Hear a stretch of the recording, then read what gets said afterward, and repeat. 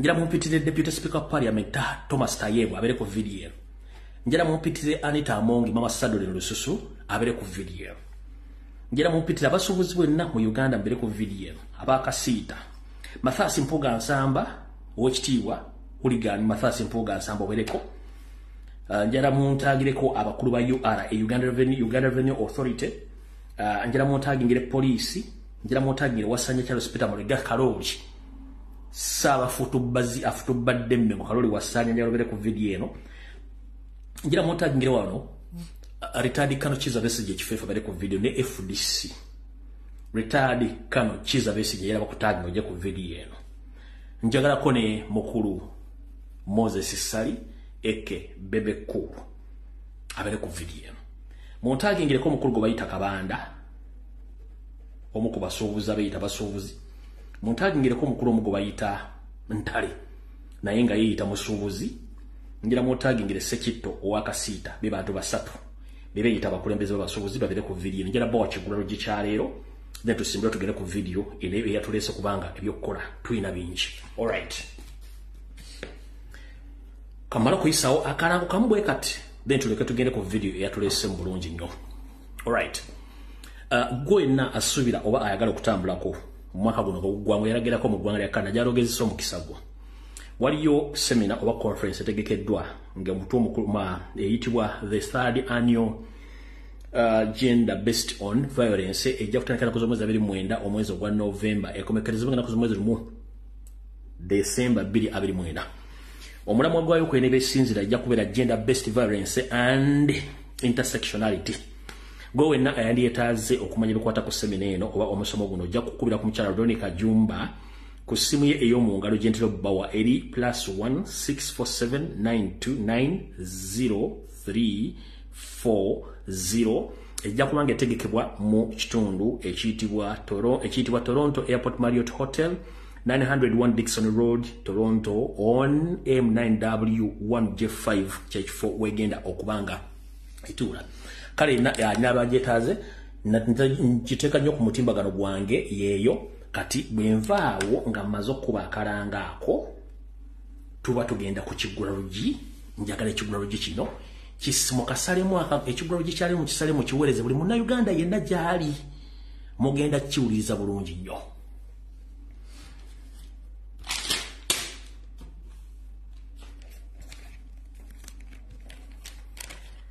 Buli munnayuganda yenna gyali Ekigulalugi kyali kikuweereze naddala abasuubuzi kansubire nti kinaabasanga nga muri bulungi. Alright,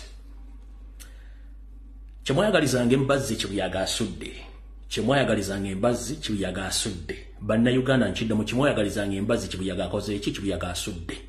Abasuubuzi mwenna Ekigulalugi kyammwe nkibaweereza era njala kibatuukeko buli omu mu dduuka lye mwali oba oli mu makaago oba oli ludda wane nga wokola emirimu gyo. Ekigulalugi kyammwe kibaweereza mwenna kigenda tambula kitya kigenda tambula bwe kiti. Entasiima ebulagiwa babikuli abalungi mirimu mumpulidde bulungi nnyo. Nze kusookera njala bebaza ne munaakola volongoto gye bisemberayo nenjala bebaza omutima gomulaze okuba nti mutaddewo kye tuyita okwekalakaasa okwemirembe nga mulaga obutali bwenkanya mu misolo egibagibwako egitalina mito n'amagulu mwe balinyumwe balire ddala. Bwe mmala bebaza ne mbagamba ekigambo kimu mumpulirize bulungi nnyo. Bwe mbala bebaza ne mbagamba ekigambo kimu. Gwe wenna yeetabye mu kwekalakaasa okwemirembe nga muwakanya emisolo giyitiridde togeza n'oggulawo edduuka lyo nga ku biweekalakaasizzaako tofunyeeko n'ekimu. Kiddamu omusuubuzi yenna mu Uganda eyaggadde edduuka togezaako kuggulawo dduuka lyo ng'ekyakwekalakaasizza tebajje wadde n'ekimu. Lwaki? Uliriza bulungi nnyo. Nabagamba nti gwe omuntu wa bulijjo njagala osooka omanye nti power belongs to people. Yensonga lwaki tulina omwebala ogugamba nti people power our power. Ssemateeka wa Uganda akawaayiro akasooka kugamba nti power belongs to people, nti obuyinza buli mu bantu so si kabinja k'abantu akatufutubbalako. Obuyinza buli mu bantu. Power belongs to people. Mweke nyini temukimanya amaanyi gammwe ge mulina mu abasuubuzi nti muyimirizaawo yossere ne gavumenti era bwe mwekusala akajegero okumala omwezi mulambe gavumenti bateriiwo. kati njala bagamba people power, our power belongs to people. Togeza n'oggulawo edduuka nga ku bye mwekalakaasiza tekuli na kimu kivuddeyo. Na kino kanki bagambe musuubire abakulembeze ba mu bbali amolukwe. Nkiddamu. Musuubire abakulembeze ba mu bbali amolukwe. Okuli Kabanda, okuli Ntale ne Ssekitto, musuubire abantu bano bbali amolukwe. Era musuubire bagenda tandika okukola eboozi tukkiriziganyiza ne gavumenti bagenda tubulira ABCD bano banyampi. Bano bonna balipotinga wasali musale. Wetwogerera essaawa zino ebyenfuna bya Uganda biri mu economic masturbation. Ekigambo mukimanyi mu Luzungu. Ebyenfuna bya Uganda essaawa zino biri mu economic masturbation. Mu crisis mwebiri. Kitegeeza tebiriiko mitwe n'amagulu biryawo tebitegeerekeka. Kati bwe muba mukimanyi nti bye birimu temugeza ne mukkiriziganya n'abasuubuzi bano muga nti babakulembedde. Okuli Kabanda, okuli Ntale ne Ssekitto. Bano ba mafia era bakozi basali musale. Gwe yagaddewo edduuka lyo nga capital war. Gw'omanyi olumbo oyitamu si Ssekitto, si Kabanda, si Ntale. Bano basinkanye dda bakulu mu gavumenti ne bakingi gye bagenda bakiriisa okutandika okujja obbafera. Capital war business yo tebageza ne bakufera. Lwaki nkugamba ebigambo bino? Temufa kuba embalambo tebaggaddewo. No, nkiddamu mu kigwero gikya. Temufa kuba embalambo tebaggaddewo. Kankujjukize. Mbala ejjudde Banyarwanda abanyankolo olugino bava mu business. Containers zaabwe ziyita ku buli boda yonna nga tezisasudde musolo ne zigende mu mbalala. Kati bantu tebasobola beegata kubanga tebasasula musolo. Era sagala muntu yena anyigira muntu w'embala. Kubanga containers za business bebo kuba tasasula musolo. Era temunnawulira omuntu w'embala yenna ng'akaana ku kigambo kye bayita e-tax wa e-receipt. Temunnamuwulira yenna Omunyarwanda yenna akayana ng'ali mbala. Wawuliddeyo omuntu yenna ng'ava mbala akaana ku receipt ya e-receipt oba akaana ku 18% VAT? No, kubanga bano containers zaabwe ziyitawo ne zigenda embala ne batunda ebintu nga tekuli musolo. Gwasasula omusolo gw'olina okwekalakaasa baliri mu batebeke mwekalakaasa kuba kikwata ku mmwe. Ensonga endala yiino Minisita gw'otuula naye talina buyinza kusalawo. Abantu abalina obuyinza okusalawo mu Uganda bali aba. Kuliko Kisaavuga General Salim Musale ali eggulu. Ali mu kwogerezeganya ne Kabanda n'Entale ne Ssekitto. Kuliko Audrey Lwabogo Moses the night dancer Buchamani ali ebiwolo n'ensigo z'abaana. Kuliko Yoseriti Bahabona tabasira mutano wakale sete tuzede sanga bisibe nga nyini kabuyonje tambula essaawa zino nga Windows yeetaaga Windows app gye bantu basatu. Minisita ba Uganda bonna basinga obungi kifaananyi kubanga tebasobola kusalawo. Ne mwatudde nawe baganda omuntu mu kisatu. That is a big lie. Museveni yasalawo. Kati ate Museveni mu kusalawo kwe alina kumala kufuna pressure mbasuubuzi. Mwe bannannyini nsi, mwe bannannyini ssente. Museveni takyafuna ssente kuva mu World Bank, mu IMF na buli wamu. Ssente mwe muzimuwa. Kati gwe bosi w'onoddira n'oleko mukozi akumanyira kiba kitegeeza nti kiri ku ggwe. Kati jjukira mbajjukiza. Akedi ze mulimu za Museveni, za Salim Musale, za Janet, za Muhoozi, za Kahindo Tafiire, za Natasha, za Patience, za Lwabogo. Akedi ze mulimu. Kyovula abantu osasula milioni 3 mu kwalisiti ya mitwalo 7. Lwaki? Kubanga bo bannannyini akedi zino bebakola mu gavumenti era be bali mu Uganda Revenue Authority. Owulira bulungi nnyo. Kati gweddeeyo otandika okugamba nti bakugambye simi mulekera okwekalakasa. Sebo nnyabo ssente zizo si za Ssekitto, si za Kabanda, si za Ntale. Mbagabe bano basinkanye dda Salim Musale era mugenda kulyanga ennimi zaabwe zikyuka. Gwe kennyini ali awo nkugamba muganda wange tojjaako muliro ku kigere. Era njala bategeeza mwenna abasuubuzi temugeza ne mulinya taxi nga mujje Kampala musigale waka. The moment you show yourself in town kiba kitegeeza nti mulinga abalindirira obulindizi mubalage nti sigenda kuva wange kantulenga n'ekibuga kikalu ne taxi zireme kola. Kati mmwe temukola mugaddewo ne muwa abataxi ssente mukola lunaku bwongo bwongo bukola lunaku ki? Sigale waka wiiki namba edduuka walisibye kye kikuleete Kampala. Kubanga twagala abataxi babere mu lutalo luno, ababoda babere mu lutalo luno, abatunda emmere buli kimwe kintu kigende kifirizinge twagala kujjako Museveni by all means bannabyabufuzi muli luddawa okonetinga n'abantu bano bannabyabufuzi Kyagulanyi yakoze ogwe abala muli luddawa bakansala bakyamaniro Swan kyamaniro Sutu kyamaniro C5 muli luddawa okukyalo kuba ku district mpaka wansi muli luddawa mwagala kujjako Museveni by all means ennaku 7 nga mugaddewo nga tewali taxi ekola teri boda ekola teri kiryo kya mmere kikola teri baala ekola eno government bayagudde the flat naye ate egadde edduuka golinya boda ngenze mu kibuga n'otula ku lubalaza eno lya ffere mwogera that means ate wa taxi omuwa ssente yasigale nga akola gwe ng'ofiirwa bwebanga countrywide closer as a business nowa boda tomuwa ssente nowa taxi tomuwa ssente buli omu asigale waka amagye gabalindiridde poliisi balindiridde bemulaba mutambula basinga obungi nabo bakoowu kyova olaba nti wandibaddewo okuwamba bodaboda mu Kampala okuyitiridde naye teri azikwata kubanga bakimanyi nti bukwata bodaboda ojja kuleeta ekizibu nekiraka nti babuuse nga nfundikira ekigula lugi abasajja basinga obungi abali muleeyo Kampala bonna bambega ba iso na baseemwayo bwegendereza bemba mwogera ebintu bimwogera mu Kampala abasinga obungi abali muleeyo bonna abasinga obungi kati kambagambe abasinga obungi mu Kampala bali kwetoola mu Kampala wonna ba iso baseemwayo mwegendereze nnyo okowala obbabega n'obajja ku details zammwe musigale waka economy eshatingibwe njala bagamba essaawa zino yoseeri si yali mu control y'economy kati mu economic crisis mulimu lwabwogo ne sali musale era muyinza okusaba appointment okusikana ne Museveni tanakyagenda bagamba naye nfundikira mu kigulalo gikyaleero ataali okutambulira kusibala y'amenvu kasita temufuna ku bintu bye mwekalakaasiza nti bajjawo e-taxi oba e-receipt oba 18% kiba kitegeeza mwekalakaasiriza bwerere Museveni agenda kuba bawangudde ate okwekalakaasa si kwa misolo gyokka ebintu bingi abachina bave mu retail business basigale mu manufacturing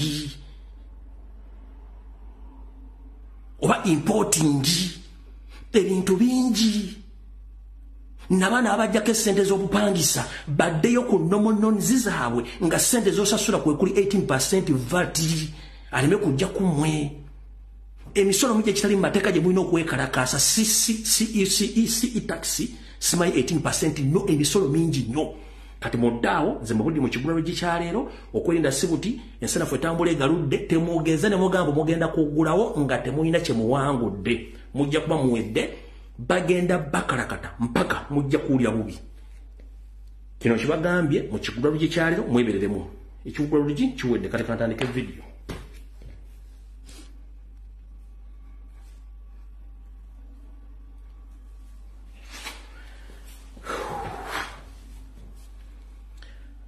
Owarama omutono video gyesonyiwe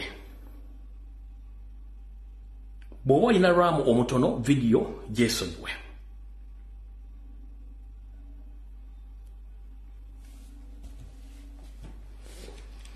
kansubire nti director wa Semwai ne Iso Mutuuse bakulu kansokere kumwe tukimanyi bulungi nnyo nti muli ba master plan mukola violence n'obuvuyo mulekera okusiruwaza bannayuganda teri musuubuzi kansoke nti teri musuubuzi yazze kuggala dduuka n'afuna gatsaasa ezikuba ebipiira n'alekawo n'obucupa bw'amafuta nga mwakoze egyo emivuyo gye muleeta abayayi bamu Semwai n'aba Iso okutandika okukuma ebipiira mu Kampala okuleeta commotion mu kwata abantu ekyo kikyamu nalabyeko n'owa poliisi omu wano kansoke mubazanyire wano nalabyeko n'owa poliisi omu wano oba akimanyi oba takimanyi nga kyakola takimanyi kansoke nkimunnyonnyolo lwaleero mmaka video nakatadde muno Semwai ne Iso mulekera ebintu bye mubi ekifere mwalesa abayayi bammwe ne bakuma ebipiira mu Kampala nga mwagala kukwatirako bantu mulekere emize egyo nawe buno bakanjagala bugende eri poliisi after akatambi kano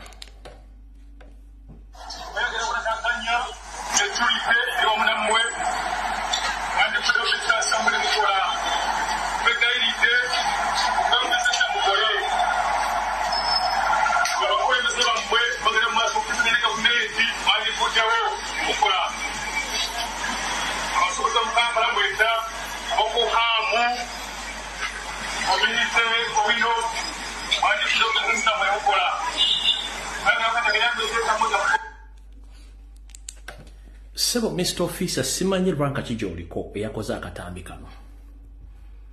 Abasuubuzi beekalakaasiza tebeekalakaasiza nti tebalina security no. Beekalakaasiza lwa misolo emiyitirivu. Nkidda Mr. Officer wa police. Abasuubuzi tebanneekalakaasako mbu tebalina security ebamala no. Beekalakaasiza lwa e-taxi oba double taxation tebanneekalakaasako lwa security. Kubanga siggo bakuume waka siggo okuuma maduuka gaabwe.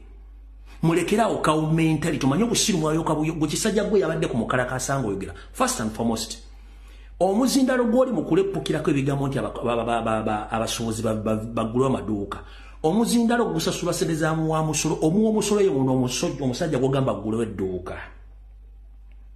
Akazindalo ka mukalakasa kuwadde oyogerako go akagula si go akagula kubanga it's not your personal property.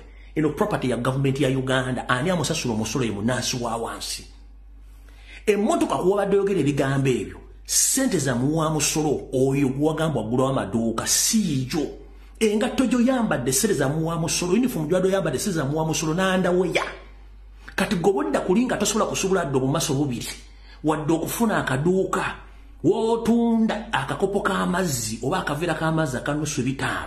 Gwe nojja okwate mu kalakaasa nga tomanyi bayimirira nga bagula buloko bagula omusenyu oba tomanyi bayimirira nga basasula container. Mulekerawo obusiru poliisi siggwe gwe bagambye okujja okuwa security abantu badde beekuuma. Mubeere mu bantu baleme basiruwaza mbogende ogende n'abantu gwani bali balwana na revenue authority na government. Gwe linda omusala gwe gunajja nga bana basuubuzi bagusasudde osirike n'omusala gw'obeere so siggwe kujja kwogera bintu by'otategeerera. Okupa kwa ndaweya okutuuka ku kintu kyewakutte ssente za muwa musolo. So mulekerawo abantu bakozesa. Lwaki sitinge bwe yazze okwogera? Lwaki Sirimana kali yazze okwogera? Such names era basindise ggwe kubanga nammwe obwongo babanazizza obwongo. Tolina lukusa gwa poliisi kujja kwogera ku nsonga z'abasuubuzi mbu baggulewo. Mukalakasa gwoyogeza ssente za muwa musolo abagadde beekalakasa lwa musolo emmotoka kwa dolinya ya poliisi ssente za muwa musolo engatto gy'oyambala engoye z'oyambala underwear gy'oyambala n'ennyumba mw'osula kayimwa mama yingi ya pole akayumba kava ku ssente za muwa musolo. Kati omuwa musolo aga nti ssente mpitirivu nnyo bamukenderezeeko gwomuga nti agulewo gwengaani gwe nkuvuddeko njagadde kusooka kuteekawo olina okujja. Kati katugende wano njala soka kuyisawo information yeno. Yes, okay, ito. Kansule nti Wasanja Spida Mayiga Salonga Mulenge Jotuse. Buno baka njala bugende eri Wasanja Kalucha Spida Mayiga era nsaba omuntu yenna aliranye Ssaabasajja Kabaka munumire kutu osoke mpiso baka buno. Nga tuli mu katubagiro akayitirivu ngazi nano wenkufu njala tegeeza mu ndabanda Uganda abaagala Buganda ne Ssaabasajja Kabaka. Nti Salonga Mulenge eja Wasanja Kalucha Spida Mayiga na akabinja kakali mmwe balidde okusanyawo Ssaabasajja Kabaka mu ngeri yonna. Era nsabaliranye Ssaabasajja Kabaka mutegeeze nti tageza n'akyusa mu ntambula ye yenna ng'akomyewo mu ggwanga.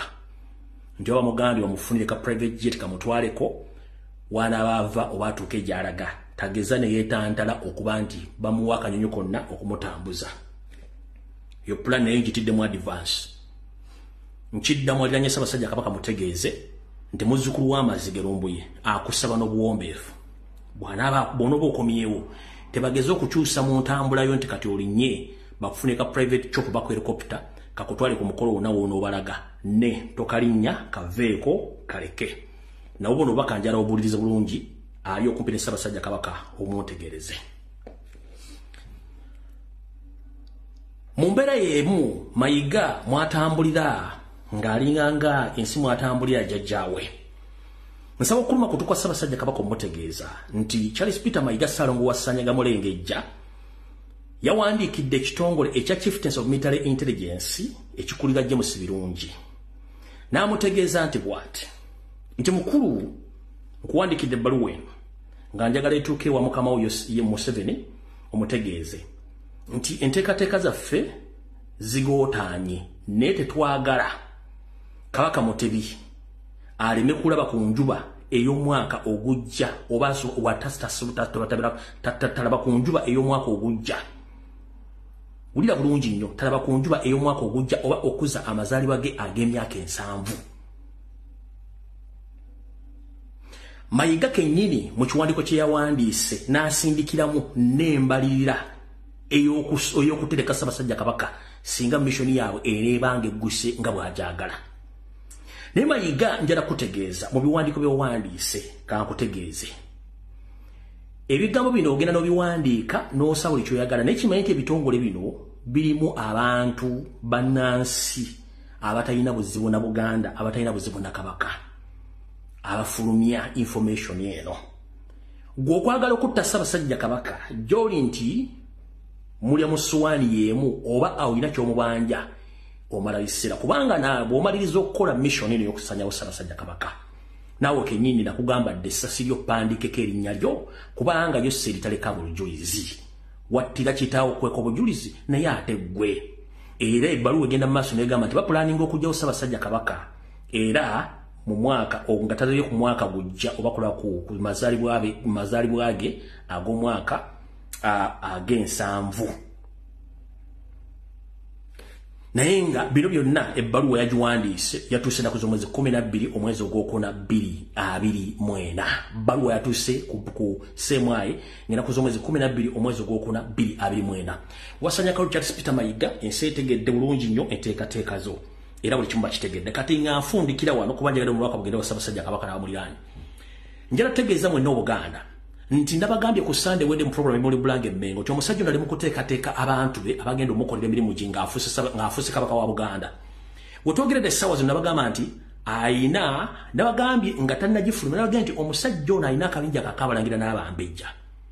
Ne mbagamba nti atandise okulonda abasajja abakulu b'ebika abataka. Ne mbagamba nti agenda kulonda ab'amasaza alonda ab'amagombolola okutuuka ku byalo wansi. Tewayise kaseera mpawe kaaga omusajja ono olw'okuba nti waakabano taswala. Jjo yabala mukunda ku olwajjo najja afulumya ekiwandiiko nti Ssaabasajja Kabaka asiimye kyokka nga Ssaabasajja Kabaka yagenda kukyala wa Kasujja nti akyusiza mu bukulembeze obw'amasaza n'obw'amagombolola. Era n'agamba nti ye n'asayiningako nti Wasanya Kalu Charles Peter Mayiga. Kati oŋŋamba otya nti omuntu yakyadde wa Kasujja ate yalonze abakulembeze abapya n'atasayiningako nga n'ebbaluwa gye wataddeko tiyabadde headed. Kanti bikira Obuganda abasajja n'abakazi bonna abadde babuuse Wasanya Kalu Charles Peter Mayiga mu Bwakabaka bonna yabakunkumudde omukono mu kibya abadde tebakkiriziganye nabo. Naye olw'obutafulumya kyama n'ebyama babadde bayina yabagambye mugenda sigala ku pelolo ya state era nga state za muzifuna n'ateekawo abantu abapya bagenda omukkiririzaamu. Era bano basigenda sigala nga bafuna state ze badde bafuna naye nga kubajjako yabajjeeko kubanga ate ebyamamala okukola ki okufuluma. Naye nze nga mumanyi nti nsomera buli wamu era nabisomodde. Bannyabo ne bassebo abalangira n'abambejja basaabaze ne bannaava abasajja bonna abalondeddwa kuba amagombolola n'abamagombolola ab'amasaza bonna bakkaada ba NRM ba National Labourers Movement 100%. Mujjukire nti omwami ono buli Ssaabasajja Kabaka lwabadde amugoba nga akyusa. Nkiddamu nti n'okufuluma kwa Ssaabasajja Kabaka okugenda okukyala ewa Kasujja yazzeemu n'amukwanga ekiwandiiko era n'akubira Museveni n'akubira ne Sali Musale n'amugamba tojja kuvaawo naye kyusa nga bwe tuba tugenda mu maaso nteekateeka okutuusa obukulembeze bonna era we yakyusiriza n'awandiika nti ate gw'ogamba otya nti nonza abantu ate gwe n'osayiningira. Wasanya Kalu Charles Peter Mayiga ensi ekulaba bulungi nnyo. Kanyogereko na kano ebira tunabyogera ku Sande. Abaganda mwena badde bazze bangoberera mbagambye ensonga zino. Nabagamba nasooka kuba Muganda nga sinnafuuka munda Uganda. Mujjukira bulungi nnyo Ssaabasajja Kabaka embeera bwe yamukyankalanako abadde bampakanya era ne banvuma ne mbagamba nze nabimanyiira kubanga ndi musajja Muganda. Mwalaba Minister wa Lands Mayanja yajja n'ajeriga Ssaabasajja Kabaka nti agamba ati nti alina ettaka naye nga tasobola ddijjamu ssente nga nano ffe twamu ssente z'okola ki ez'okugenda omujjanjaba. Kyokka nga ssente bwali buwumbi 6 Mayiga ssente n'azibba n'akabinja kaakaani akakyole bemale. Bwe yakoma okwo Kiwalembe ne mukuba ssente n'azizzaayo ezimu nabagamba nti azizzeeyo nga tannalekulira Mayiga ezise n'aziremera. Kati kansooke mbavuge mbazzeeyoko emabega. omwami ono okumanya taswala era nga afungula ndiga yajja naye kazanga omusazi w'ebyaye kukuona agamba Ssaabasajja Kabaka asiimye oba soko simbe wakati awo Ssaabasajja Kabaka bw'amala okugwa mu njega y'ogenda bw'amala okulwala n'anoonya ensimbi ezimutwala e Bulaaya nga mayiga zigaanidde n'amala musajja tuneeyiye n'afuluma n'agenda bamujjanjabe w'Akasujja wayita ebbanga ttono nnyo mayiga n'agamba nti Ssaabasajja Kabaka asiimye abamasaza bawadde emmotoka 18 amasaza gali 18 emmotoka zino nga za kika kya Harrier nga buli mmotoka eyo ebalirwamu bukadde 40 n'amala n'awana abamagombola piki nakoze okubala kwange okutonotono nga bw'obala miliyoni 4 n'okubisaamu emmotoka ezo bw'okwata emmotoka ezo 18 n'okubisaamu ku miliyoni 4 buba obukadde 720 bw'ogatta piki ziyagabira abamagombola ezo saazi kubisizaamu n'ekibale buli piki eri ku miliyoni 7 ze sente mmeka mpitirivu kati gwe noga nti Ssaabasajja Kabaka yasiima n'abawa emmotoka n'abawa ne piki naye ate ng'ebbanga lya myezi 2 n'ekitundu mabega Ssaabasajja Kabaka yali akyadde w'Akasujja nga tanase zimukyaza kubeera w'Akasujja na kumubeezaayo kati omusajja najja n'ajerega Obuganda n'avuma Ssaabasajja Kabaka kati ekyo mwakirabira tumwagala kitegeera mwakirabira ono omusajja state yamuwa emmotoka zino aziwe abamagombola ne piki nga yeerabidde nti ate bajja kujja mukuba eggolo mugambe ate Ssaabasajja Kabaka oŋŋamba otya nti Ssaabasajja Kabaka asobola okutoola ssente ziri mu kawumbi n'agula emmotoka obuwulunguta obw'amagulu 2 n'amagulu 4 abuwe abakozi be ate ye aleme kufuna ssente zimujjanjaba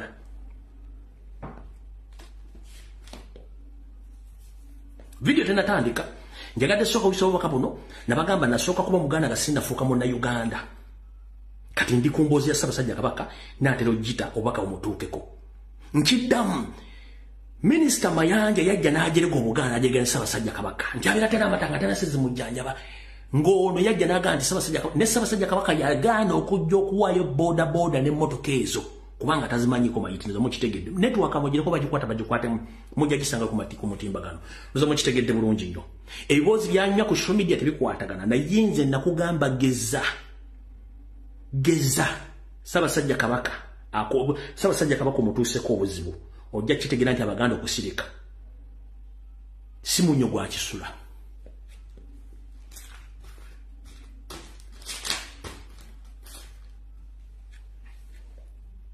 eyo security alert ya Ssaabasajja Kabaka n'amawulire ewedde kati katusimbule emboozi tutandikidde luddawa katandikire wano njala soko tegeeza Mr. President Robert Kyagulanyi Ssentamu njagala oyiteko wano eddakiika ntono nnyo nsooke nkutegeeze okusookera ddala twagala tutwala omukisa guno okwebaza ekibiina kya National Platform abazadde abatuzaala n'abaswale ba comrades baffe bonna abakyawagamidde mu makomera mwebale kuguma mwebale butava mu baana bammwe abazadde mwebale nnyo mwebalire ddala mwebale kutegeera struggle kyeki nze ne bwekera kumanya Baganda mbi bamusse ew'okunzika mmanyiwo bibagwedde zibadde ndwadde ggwanga lyange kyekyo n'abaana kyebaliko naye muganda waffe mwamulabye gwe bayisizza owi muganda waffe Ssaanya naye nfunye information nti ku basibe 28 abataano babasigazizza ne babatwala e Makindye wazzeeyo 23 ekitalya bano abataano basigadde babakubye bubi nnyo kuliko n'omu ekigambwa nti yafudde erinnya litandikizaako Mantini yafudde naye Didigi Kahanga Muhanga James Birungi n'ebitongole by'okwerinda bigambye tebaayo muntu yenna afuluma information eraga nti waliwo omwana Nuupo yafudde ng'afidde mu Barakise Makindye bano abaana basigaddeyo bali bubi nnyo njagala president n'ekibiina kya National Platform musabe kooti ebawe ekiragiro ekitalinda mukitwale ku Uganda Human Rights Commission ewali Nagadya oba Wangadya mukitwale ku embassy singo obungi bawo olukusa mugende mukebera amakomera gonna ewali abasibe ba national platform kubanga era ntegezeddwako nti GMG genetically modified general GMG mwana namu wakati amanya amala genetically modified general GMG genetically modified general Muhoozi Kanyarugaba over the daily drinking general Muhoozi Kanyarugaba when never nkola information ku Wednesday this week nemba gamba nti abaana bafa basinga obungi abala bamutamanya batali ku records babatira ku bloko bine bazike manjo eyo kyagenda ku embassy ne international community bateeka semwai ku pressure ne bageza ku ganti basimula magomba ago bagadduse kati wenazemo ne kuba information yeno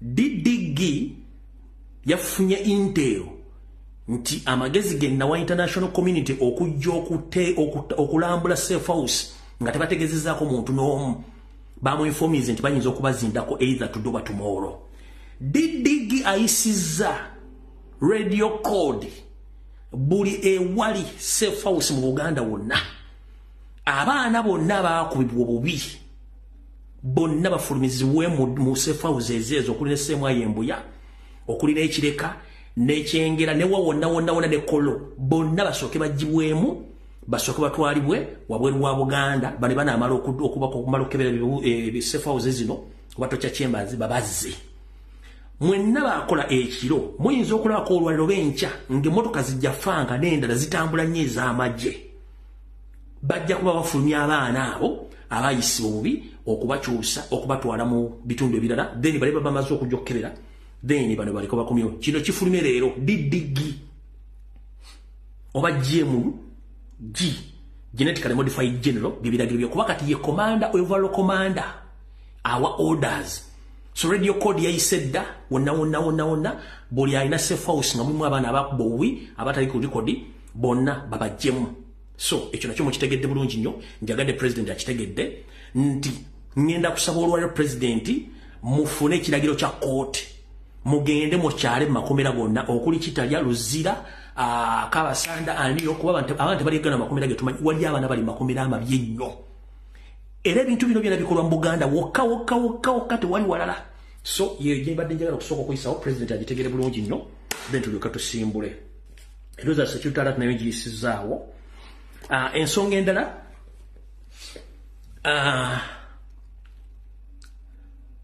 nsuspectinga gye bujjako katono wandibaawo akabenje k'ennyonyi mu airspace ya Uganda nenga akabenje kano kayinza okutwala obulamu bw'abantu nga 4 ku 5 ba government officials.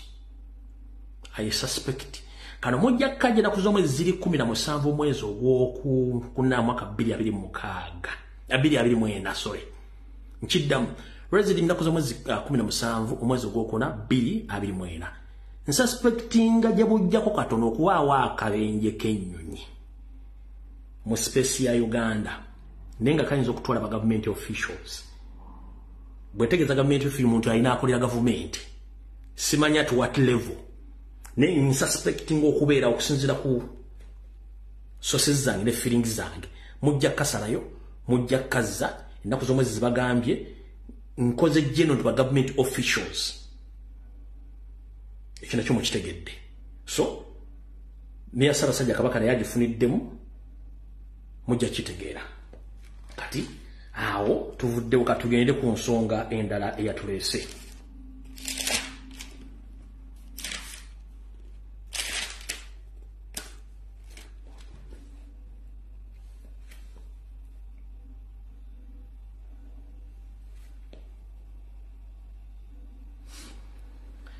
kansoke mbasomere eggulire lino abasinga obungi muyinza okuba amawulire nti mwagala bako abalaba ensonga zino mu myaka emikadde nnyo baaziraba naye abasinga obungi temwaziwa matu omugenzi Paulo Muwanga yabagamba mujja kitegeera Museveni katutta obuyinza mujja kiwulira n'omugenzi Njuki eyali awandiika akawa yaggulire bayita Shariati yabagamba abaana n'abazzukulu bajja kubonaabona lwa Museveni. Eggulire naliwandika ennaku z'omwezi 7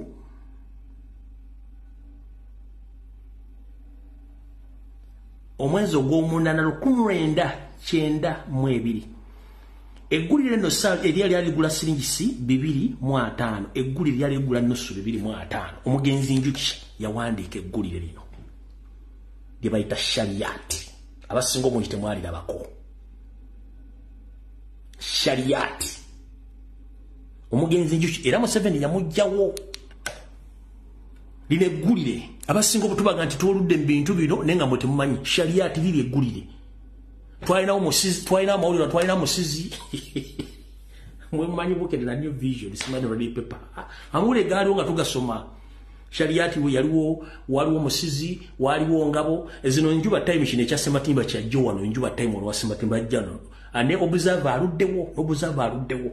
Kati amawulire era agalemesebwa okukola omuli obuzava nono Shariati n'amawulire amage gaali googera amazima. Ebisigadde byonna fake. Nozo kitegedde bulungi. So mugenzi Njuki bwati Museveni yamutta ku mawulire ago. Kati bono bakanjala musindike eritandikano Kizza Besigye kuba sitala nnyo okwagala kwogerako. Era njala bugende gy'oli. Ritandikano Kizza Besigye amanya gange nzirumbuye. Munnayuganda atasala mu kigambo kyenjogedde ate atatya. Mu real life ne bw'oliwo nsinkanye batusinkanye mu ggulu oba mu nsinga Uganda ekyuse nga bwenjogera ebigambo byange. Tukuwa ekitiibwa mu byobufuzi byobaddemu n'ebbanga lyobaddemu. Kituufu. Naye okola ebintu ebikulabisa nga twali twakwesonyiwa kuba nze nalagira bakomredi bakwesonyiwe. Naye tukoma okuleka ate osiruwala. Gwomu ku kabinja k'abantu 27 abagenda mu nsiko ne mutta akakadde kalamba ak'Abaganda. Essaazi bwe muwalana emulemesa n'ebyobufuzi. Eyo si ensonga eri bweti. Weesimbawo emirundi 4 mu byobufuzi ku bwa president nga teri akulemesa kubanga naawe akati wakajja ku Alhaji Nassan Ntege Ssebaggala eyalemesebwa olw'okuba nti exercise books zaali teziwona n'agamba bwe banemesezza okwesimbawo ndagidde amaanyi n'obululu bwange mu bwetandikano Kizza Besigye but for you ogaanye okuwaayo akatiko muntu omulala. That is wrong. But my main problem is enfunda nnya ze weesimbye gy'emyaka 20. Lwaki essaawa zino ozannya jangu onkwekule? Lwaki? Gw'omu kabinja 27 abaatandika olutalo luno wiiki tegaali 27 mwali mu bantu abasukka mu 1,000. Oli mujaasi omutendeke omanyi gye bajja emmundu, omanyi gye batendekamu abasirikale, omanyi n'okufunamu funds. Otambula ogamba Museveni tasobola kuvaako na kalulu. Si bwe kiri? Mu nfunda nnya ze weesimbawo wali tomanyi gye basuubula mundu, wali tomanyi gye batendekera abasirikale, wali tomanyi gye bagula kombati, buli kimu okimanyi. Lwaki gwe akimeta akalulu kasobola kujjako Museveni tewasobola kukozesa tuyo nga gw'omu ku 27 okulwanyisa Museveni the way how you did to remove Tito Okello Lutwa and your button?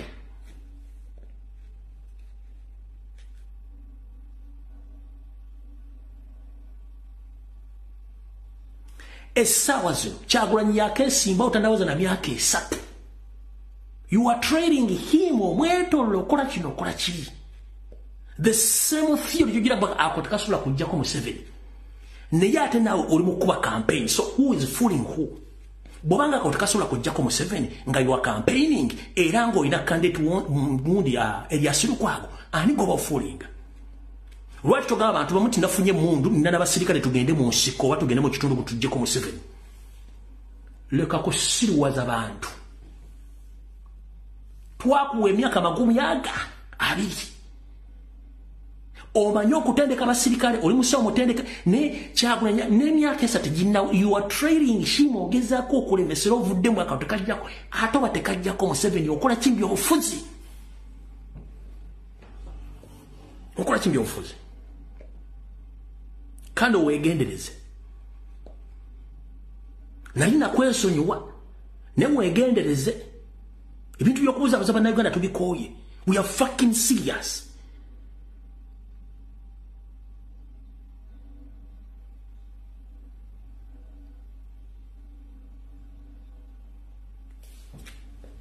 gwenkuvuddeko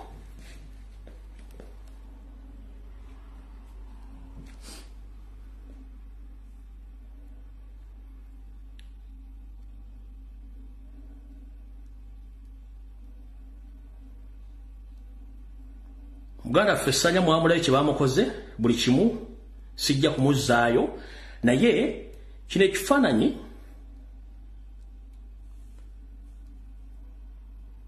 kyankubye ennaku Ssaanya bwe yayogeddeko mukomera ng'alaga obutali bwenkanya bamukuba emiggo video mwagirabye naye tosobola kujja musibe mu kaduukulu n'omuwalula ng'emikono gye misibe giri mu mpingo ekinnuma nti omwana emikono gyabadde mu mpingo ekifaananyi abasinga obungi temwalaba video tosobola kuba musibe ng'emikono gye giri mu mpingo. This is a treasonous. Tosobola kuba musibe ng'emikono gye giri mu mpingo talwanye naawe akugambye bugambi nti kyemukola kikyamu tetulina misango obujulizi bubuze n'abagamba no Balamu ne baminisita bali bajja mukomera nga batusuubiza otuwa milioni 2 n'amayumba naye nga tetusobola bikkiriza kubanga si kye twalwana tulwana nsi yaffe kati omuntu okujja obagamba ekizibu kyammwe ne mukuba emigo kubanga ayogera mazima temwagala muntu ayogere gyokoma okunyigiriza nnyo ennyindo omuntu n'otamuwa bulinza kwogera bw'abaluka abaluka bubi ne muba olidde emmere n'olya amagi n'olya ebinyeebwa n'olya kasooli n'olya ffene n'onyako ekikopo ky'amata olubuto bwe lutuuka okkuba engalabi n'olusiba ekiva mu kusiba ogwo omukka bwe gufuluma baliwo bonna bayinza osaasaana kyemugezaako okukola.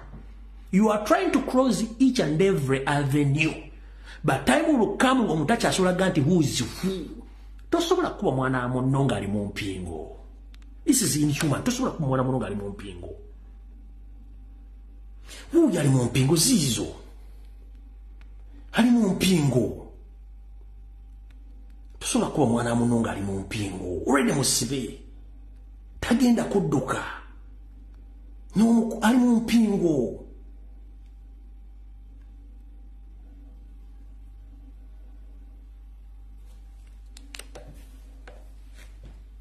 Akugambye mututuukirira mu kkomera mutuwa milioni 2 wateze milioni 2 n'ennyumba gwe n'otukana ogata tetusobola bata kubanga tebalina address mwabajja luddawo okubakwata mwabalumya mu maka gaabwe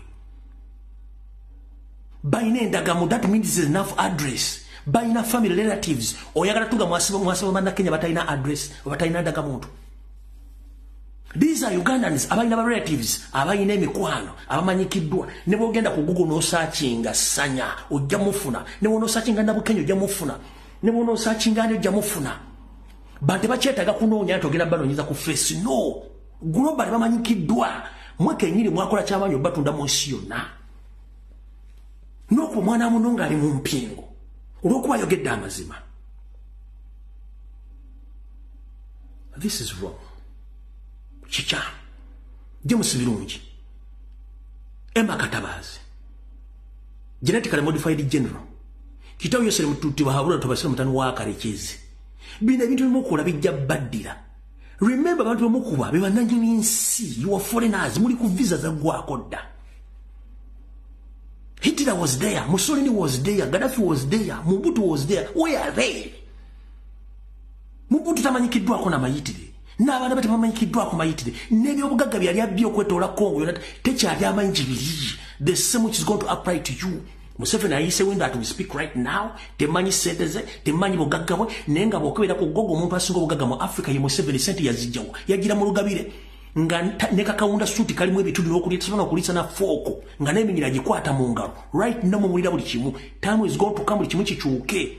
Whom are you going to explain to you your nonsense? Tewali kubanga pipa bita now no government mulwa nti babasekera pipa bita mbabuulira bwe mulowooza ne mugenda kimaliriza na kutta. That is a total nonsense.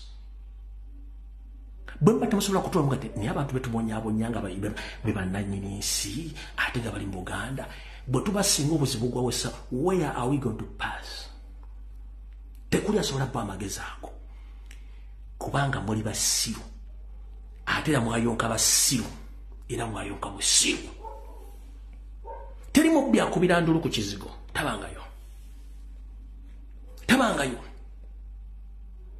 ne mulyoka mulete malaya zammwe okuva e Rwanda ne beesiba ku bannayuganda nga zo okufumbira omusajja mission yakumutta abasajja n'abakazi bagwa mbinaabyo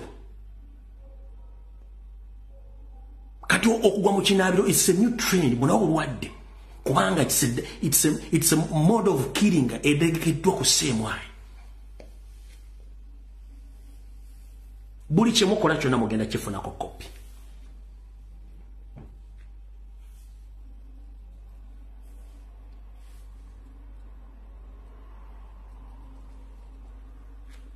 kati bano be bazadde mujja bawulira wadde naye baana mmwe mbasaba mugume tewabawakkiriza olwa miliyoni 2 tebagenda bibawa wabula mugume oba kufa mufiireyo naye tebagenda bawa 2 wakiwulidde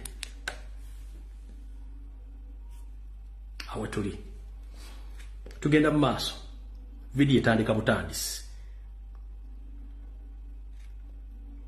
mayinza enkwata mpola information yange njala gikwata mpola ndowooza kati katugendeko ewa Anita Amongi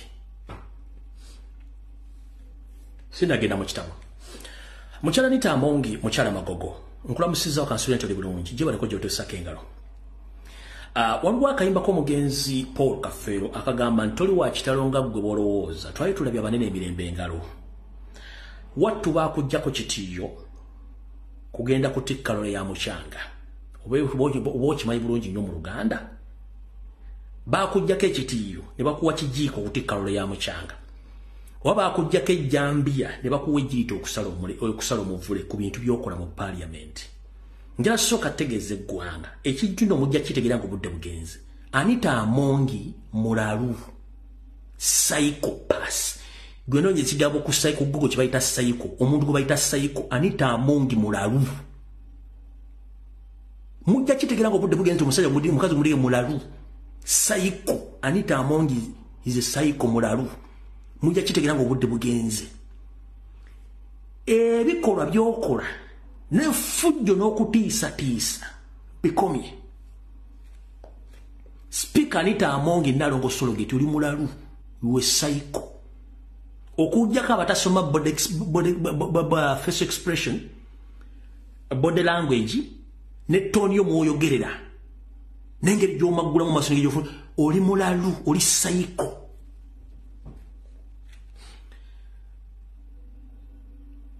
ku misinde gy'amazaalibwa ga Ssaabasajja Kabaka ku makya mapiriti gwe kennyini okimanyi bulungi nnyo wali mu luko olujjawo John Ssennyonyi nga Mayiga akimanyi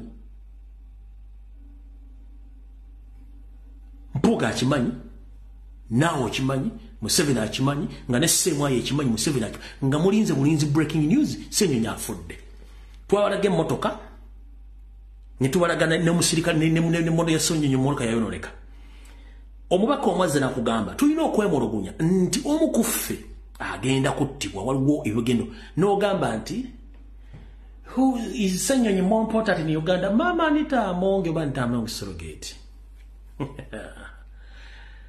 so you think you are more important in Uganda than who?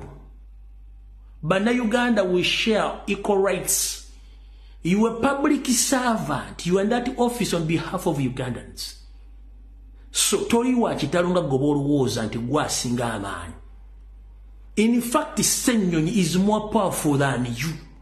If you want to prove, if you want to be proved wrong, Ssennyonyi is more powerful than you. First and foremost, oyina emikono emikyaafu, history wa mikono mikyaafu. You are a government corrupt official nensi ekumanyi. Emirundi emeka gye bakumye visa ku international level kubanga bakumanyi. Kati toli wa kitalunga gobolowooza. Kansokenza nnyo akatambi kano nga bayisawo claim ya Ssennyonyi omukyalo no byayogedde ne wagenda kuyita ofimi omunsolator. Omwana mukyalo ne yavaayo n'agamba nti bagenda kunzita naye yabiyisa ku social media mwenze sikananga information engirina. I am happy that I'm not on social media because I don't want. Kano sike kano. Kakano ulira bulungi nnyo. No, wano yasiraga nti ali happy tali ku social media. Yagambye I'm happy siri ku social media, but few moments later guy yono panada amugamba no oyina Twitter handle. Naga wait a minute.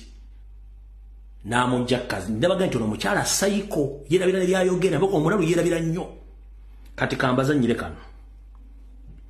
Nga panado mugema mubuulira. Ulira. Speaker, mine is on assassination attempts on my boss Love. Yesterday I heard him saying that you see his life is at stake, it is in danger. Maybe there could be assassination attempts. He's my close brother. I don't want to lose him. Maybe he can clarify on that because we don't know. We don't know. My boss. He's my boss. Who is your boss? Who is your boss? Love. So, honorable members. Honorable members. If someone says assassination. Honorable members. Let's not play to the gallery. But a few moments later. Let's not play to the gallery. I am seeing a lot of things. If there is an assassination plan, go and report to police. Who can assassinate a person? For what? For what? Of what value are you? Of what value are you? What? Let's not play to the gallery. Anyway, if that was talked in the bar, maybe some people are taking something. Atuse n'okugamba nti Ssenyonyi alina mugaso ki mu ggwanga yaani talina value nti bayinza okuba nga babyogeredde gye badde banyoola omwenge ne babyogerera eyo nti birina makulu naye mu kavidiyo kano ogenda kuwulirako few moments later ye kennyini mu bigambo bye ng'akubagana empale ndooza ne kwolwo yagenda ne mubwengula embeera ne zikyuka ng'atidde omwogera bwe bagenda mutta mu kavidiyo ke kamu wano mayinza embeera ne information Ulira. But I'm saying, for me, those are things that should not even come here. Prime Minister, do us a favor.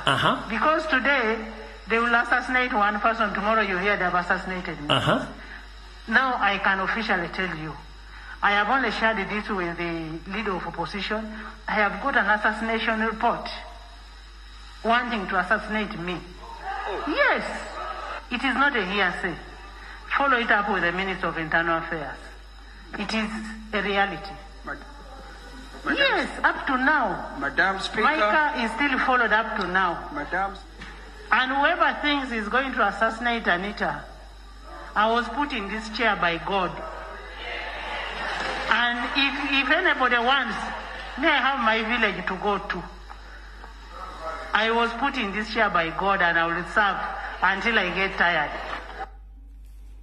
Mukawulidde bulungi nnyo kati ye kennyini bwe yafuna assassination report oba information yagamba leader of opposition n'amutegeezako n'ategeeza nesimanyiseemu ebikoze bitya n'amalizaga nti Katonda yamuteeka mu ntebe awo kati kansoke nga badde mu few moments later ye nga Ssenyonyi yagenda bagenda mutta ye n'awakanya olw'okuba nti omukazi ono amanyi mission Anita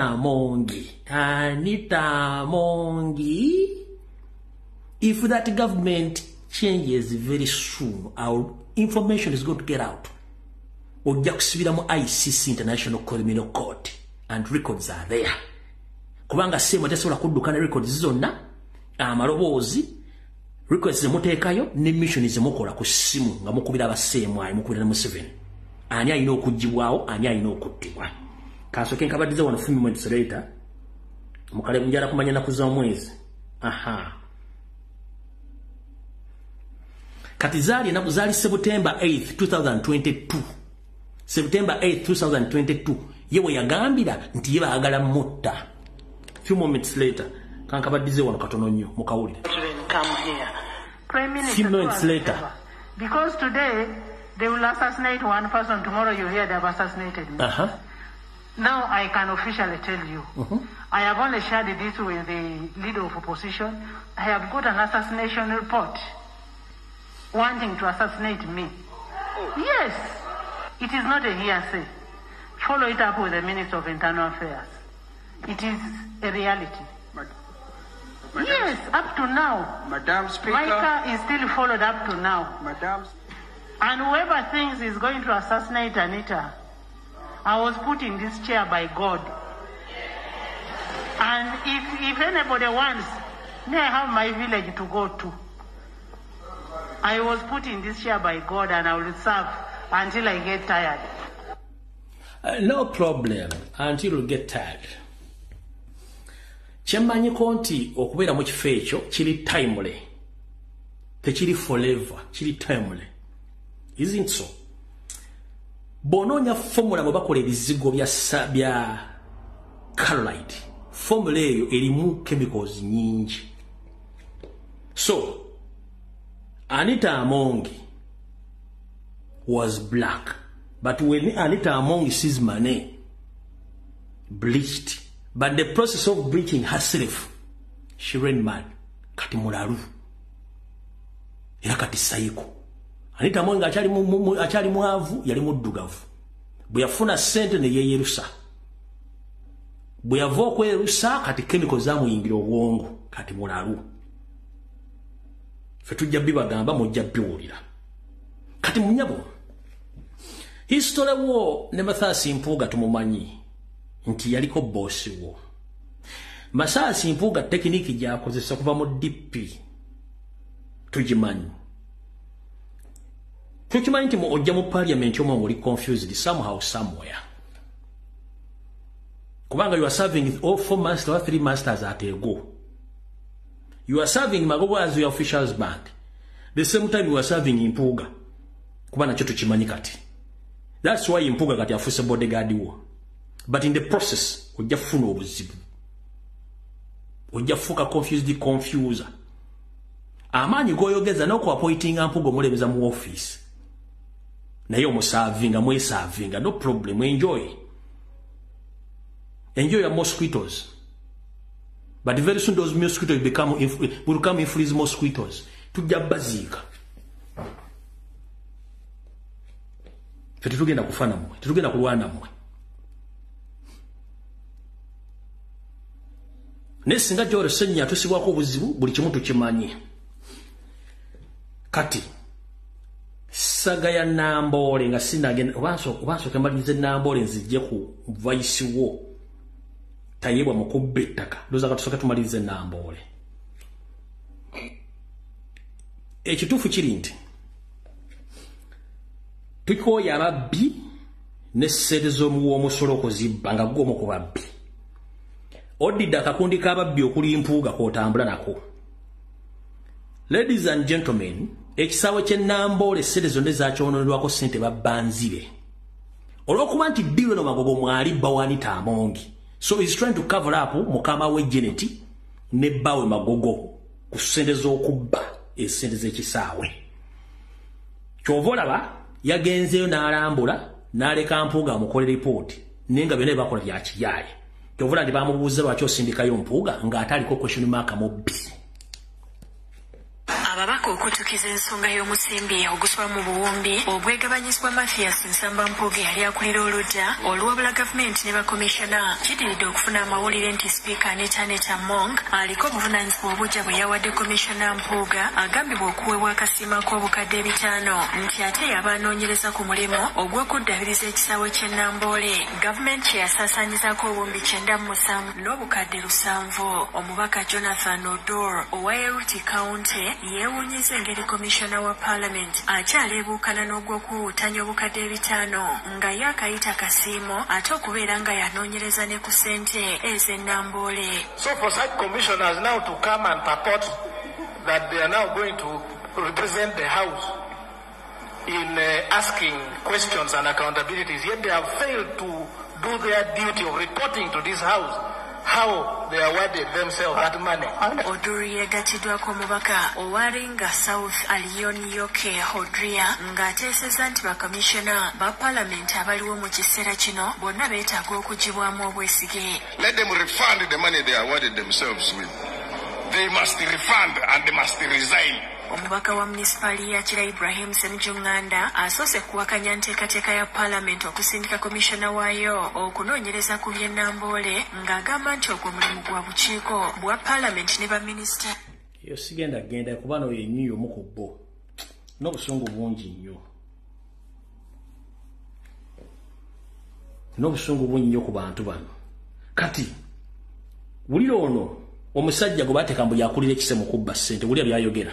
The doctor had a land title for that place within Namboole, and he was asking for 2 billion for compensation. Even he had written to the office, high office of the president. He came with the letters. I have those letters there, asking for compensation, alleging this and that he is the witch doctor for this Namboole and the Buganda.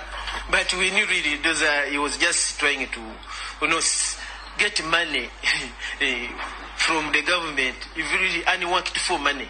Now, when we went ahead and I got directives from my senior leaders, we told him he left without any pay. No, because he had no grounds to be compensated.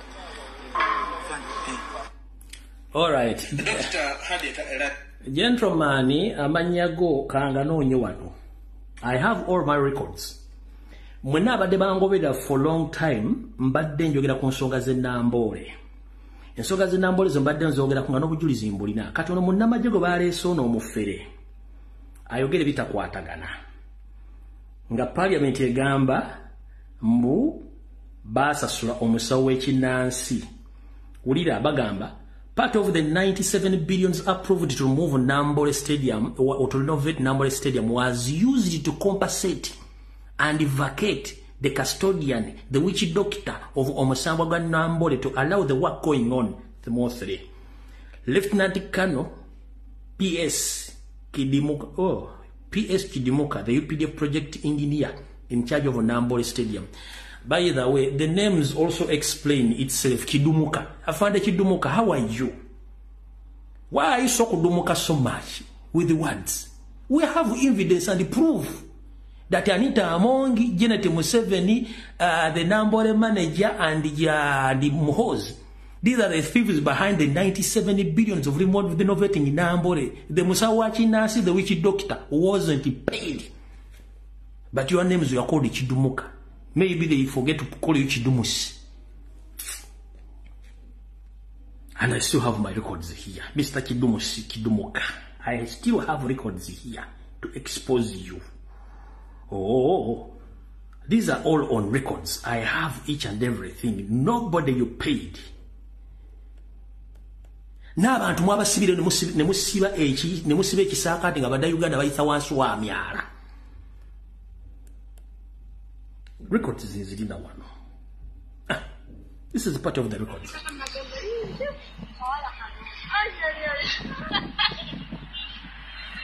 Namboole yenna ali ku ttaka era nga basuubiza enkya bakomawo ekyo gibadde miti nga gikoma eri waggulu balese basuubiza enkya bakomawo wano zino ennyumba za Kabaka nga ozirabe. So Afande Kidumusi,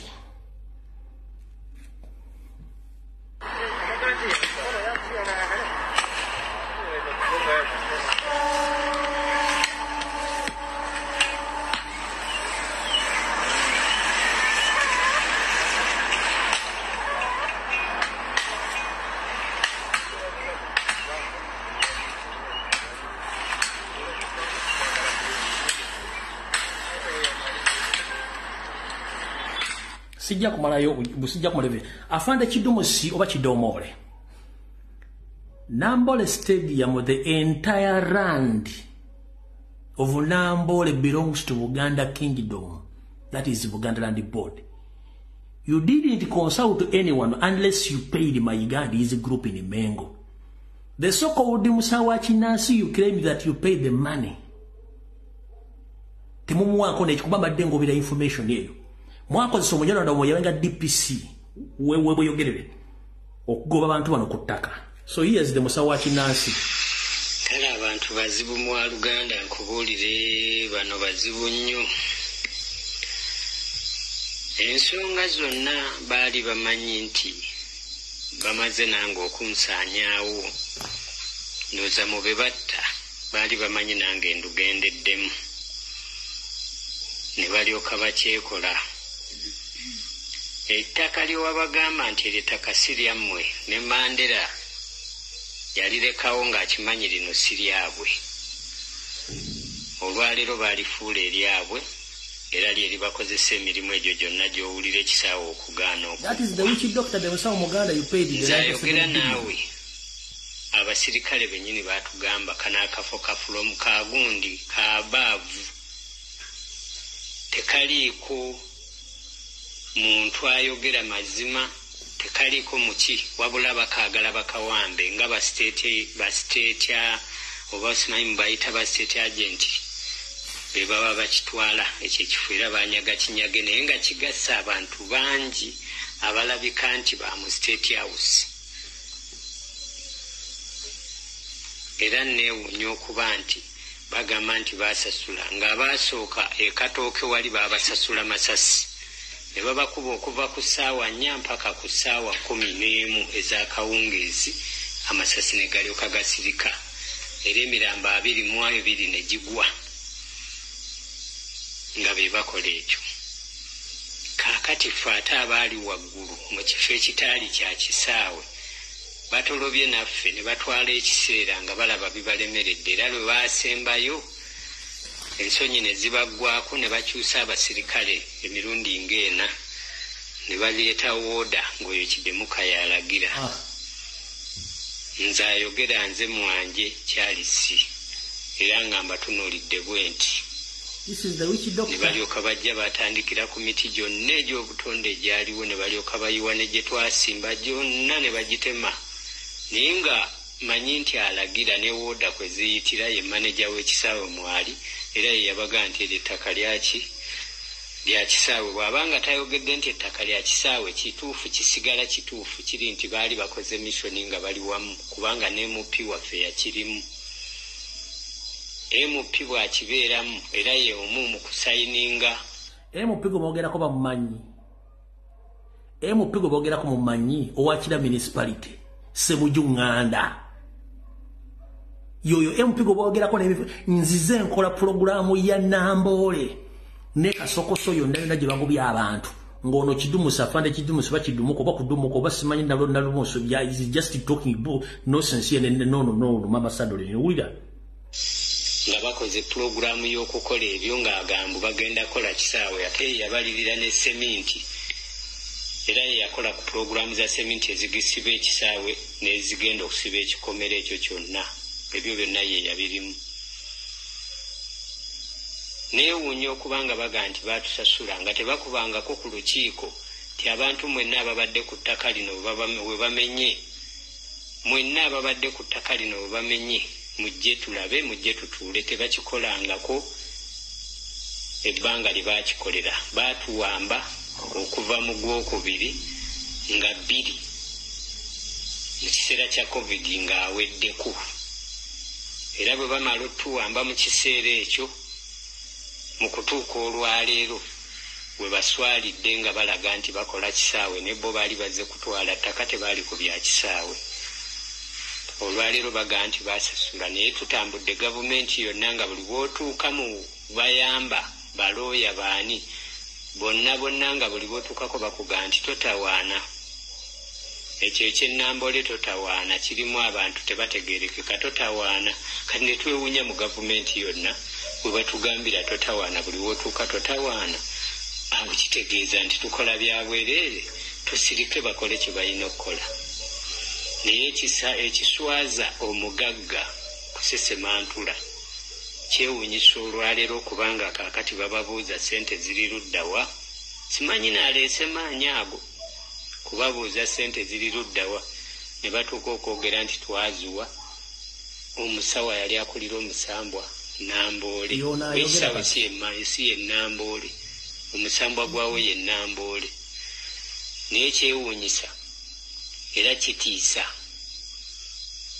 ekisaawe kiganye essente ze babawa ze balya nsaba busabi singa ddala paalamenti ebeetuula nga bwe bagituuzizza ne boogera amazima. Tuyinza okulawo information erina nnyingi tunagiddamu olulala kasita mutegedde. So Speaker Anita Amongi Narongo Sorogeti Sodorini, hope you get the real information. We have information here and we have records. Nkugambe tujja kusiba gwe. Tujja kusiba olengejje n'ebizigo bikuggweko. Okavalinga muhozi ne Janet n'obubbi mulimu ne mubbawo magogo. Ekisawo mukikoledde emyezi myaka gijo nene kafu yazze negamba kino kifute kisobola kutuuza ndo mpira gw'abaana abato ogulu ku mutendera gw'ensuna kati sen mubadde mukola mulimu ki mission yali yakubba ttaka naye ettaka limutagenda kutwalibwa mu mpale ya manju mu nsawo ya mabiga oyo maaso buli kimu kikole aya basi mukikole ffe tubalinze niyo obubbi bw'okubba sente z'omusolo sente zemubba zezigula amataka ga Buganda sente zemubba ne muzikolamu ne mutisa abantu naye tujja bakwata muziruko dizinzirina gwe mbavudde kaawo kubanga okimanyi bbaawo magogo y'omu ku baffera bali mu Uganda. Magogo is a senior corrupt conman mu Uganda. Ekinse ekimali yabba ne tiketi z'omupiira gwa Uganda Cranes bali bawadde abawagizi okugenda okulaba omupiira gwa Africa Cup of Nations. Sewanyana n'amuwaabira olw'okuba nti Anita Amongi yali mu system bamulemesa okumusiba. Lwali badde wasibwa ddoga kasajjawo kakampi kalinga kufulu. Kati awo tuvuddewo katugende ku information endala. Mukulu Thomas Tayibwa gye baleko gy'otukusako engalo. Munnange naye otolina kubeera mu ofiisi eyo kuba nawe oli mubbi. Onootera kati kubba mpitambi nga tugisaze wakaveera n'ojja n'ogibba. Wakuba omusajja wawumema emiggo ku ttaka kw'olinga naye wabba libbe. Tovudde ku ekyo gwategeka amateeka gwamenya amateeka. Omukyalo ono bambi anoonya bwenkanya mwabbetta gwennyini wabbetta kalye. Ne mukwata bbawe ne musiba omusajja tamanyikiddwako mawokire. Kyokka teri asobola kugambako ne bagenda ku poliisi teri asobola bagambako kubanga gwe speaker mulina abaavu. Naye ffe tujja balabisa mu ngeri esooka mpola mpola. Kansooke nzanya akatambi kano mukyalo nga mukwata bbawe then oluvannyuma tulyoke tugende ku katambi k'omukyala kennyini ng'ateekayo okwemulugunyaako engeri gye mwakwata bbawe. Thomas Tayebwa mwenna muli babbi, you are criminals. Gwe deputy speaker ne speaker muli ba criminal. Owulira Kitumulu ettaka lyaffe liri ekitubulu kati lye baagala tukwatira mbu bamusibe mbuwata from above nennajalira Uganda negamba bannayuganda basindika obutambi abannayuganda ne basindika obutambi kati essaawa zino mbu batukwata Thomas Tayebwa twagala ttaka lyaffe olina ebikumala yuwe deputy speaker oliyo mu kkooti kuyamba batalina n'okozesa bano ba hooligans okulabya abanaku ennaku. Why Uganda? Why my Uganda? Why?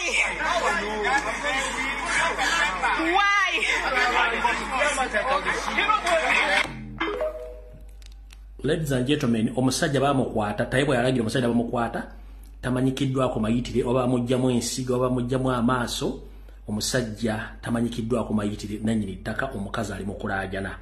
Kamwe April dakiika 2 mutegeere oye Tayebwa no yamyuka ate oli Anita Amongi ono mukyala yono wano. Nyagange nze Lubunde Esther mvuddeyo okujja okwekubira omulanga eri ow'ekitiibwa deputy speaker owa Uganda omukulu Thomas Tayebwa nga ssebo nkusaba ompa omwami wange, ssebo nga nkusaba otuwe ettaka lyaffe. Olina bingi ekituufu naawe okimanye ettaka lyaffe. Buli wamu buli woofiisi yonna tugenzeeyo tugaanye okuyambibwa. Omulundi ogwasooka gwe nakola vidiyo nga neekubira omulanga eri Afande Nakalema yajja n'akwata abababbi b'okozesa nziza Patrick ow'okubayita n'enkubito Alan ne baba bakabatuusa bwe bati ku kkooti nga balaga ensi yonna babakutte. Nojja n'owa orders to maintain status quo enkeera omusajja oyo nziza Patrick n'agamba nti oyo Nakalema muwala buwala tasobola kubaako kyaŋŋaana kukola n'oddamu n'osigala ng'okola bye wali okola. Abantu ne baŋŋamba ŋŋende mu kkooti ne mu kkooti gye nalaga looya wange ne bamugula ne bamuwa enguzi ne bamukwata ne bamuwa n'obwa judge kati ye judge w'empiki Padoko Gerald Padoko kati ye Gerald yani ye judge w'empiki kyekirabo kye bamu okubeera nga applications zange taziteekamu tateekamu byonna ebyetaagisa baloya bo ne balyoka baŋŋamba nti baŋŋamba siina wano mu Uganda lwe ngenda kufuna kuyambibwa kubanga ne ba judge bo be ba judge naye mbeegayiridde negayirira Uganda negayirira President Museveni tetulina office gye tutalazeemu watugamba wagenda mu nsiko okulwanira Munnayuganda ne kuno kwekulwana abantu abandi badde ekyokulabirako mu nsi yaffe kati tunuulira obulamu omwami wange bwalimu omwami wange yakwatibwa simanyi wawaali is missing abaana bange bali wano naye ddala nsaba buli Munnayuganda yenna afuna ku vidiyo eno onsindikire vidiyo eno eri Tayeebwa mubuuze ekibuuzo Tayeebwa Deputy Speaker ow'ekitiibwa ofa ki n'ensi taata ofa ki n'ensi ekyapa kiri mu mannya gaffe n'omwana ali mu lubuto gwe nnina akimanyi nti eryo ettaka lyaffe abaana bange bonna bakimanyi nti eryo ettaka lyaffe abantu bonna ababeera entebe kubayita bakimanyi nti eryo ettaka lya Dr. Makwaiti era tugenda kubeerawo kubanga ettaka lyaffe n'olw'ensonga eyo buli Munnayuganda yenna ng'osobola okunyama n'onsindikira vidiyo eno n'etuuka eri Deputy Speaker of Uganda musaba taata njagala mwami wange simanyi wajje mwamututte ne njagala mwami wange njagala ttaka lyaffe twagala ttaka lyaffe ettaka mukimanyi nti lyaffe ne negayira ow'ekitiibwa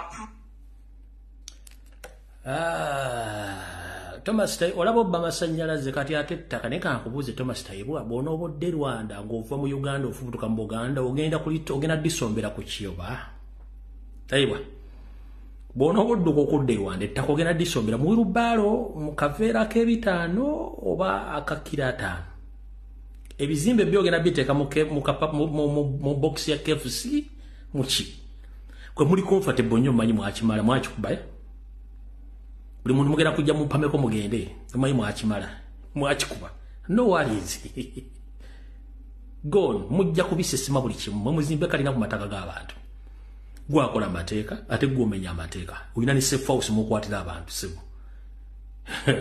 kale Omunyarwanda weyagalidde ku malalo ga Kamuje Omunyarwanda weyagalidde ku malalo ga Kamuje ni wansi waliyo Kamuje ne Kamuje yaleka abaana weyagadde bannange mumuina amadu mumuina za akedi mumuina polisi mumuina abalamuzi mumuina amasomero mumuina bananyiri nnyo mwakati mutwala amataka muina tiro kya chambers mukola buli kimu kimwagala nenze mbuza ettako genda ditwalira mu kaveera ka 10 oba ebizibe muri bipakira mu box za KFC mu bitwale Rwanda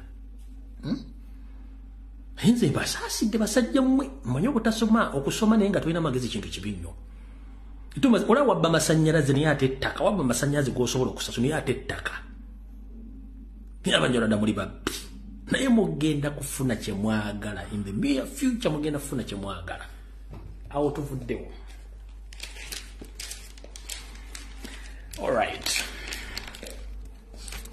okusinziira ku baana demonstration gye bataddewo nga bali mu kkomera nga bali mu kaguli ka military court e Makindye ekintu kino kyanyiziza nnyo genetically modified general Muhoozi n'agamba abaana batuswaza batya ku international level ne beekalakaasa nga bali mu kooti y'amagye. One thing Muhoozi, let me tell you one thing, tosobola kulwana mazima. And taking those younger boys to the military court martial because you want to scare them off to talk about the national issues, that is wastage of time. Army uniform is like any other uniform. Just like you are holding guns, that's the difference between the army uniform and the other uniform. If it wasn't those guns, you are nothing. The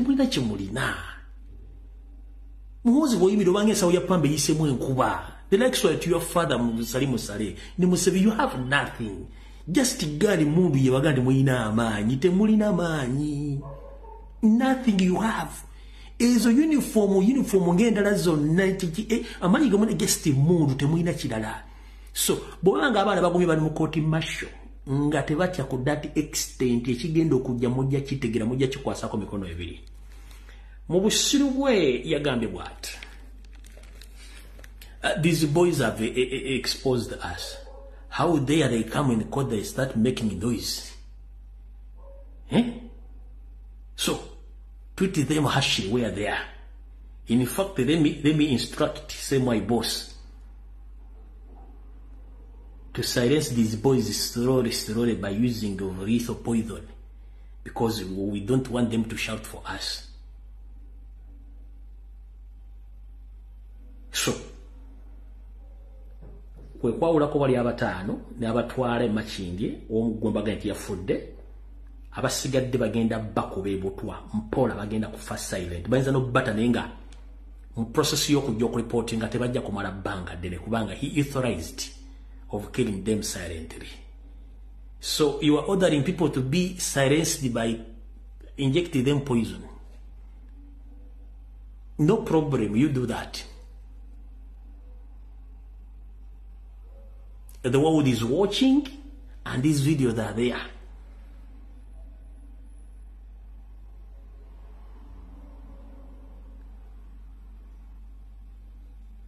You had your time of repenting, but you have failed because you have cow mentality.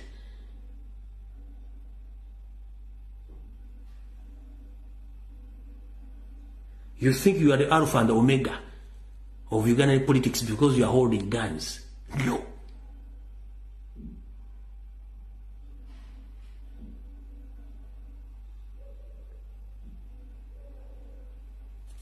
No problem. Mubakuba obutwa. Time will comes in the video zijja kuvaayo evidence jeri mujja kitegeera. Tugenze maaso. Wichi okutandika ndowooza omwezi gulinga gutandika nzize nkuba ekigambo ky'okusibaga abaana baffe bannayuganda.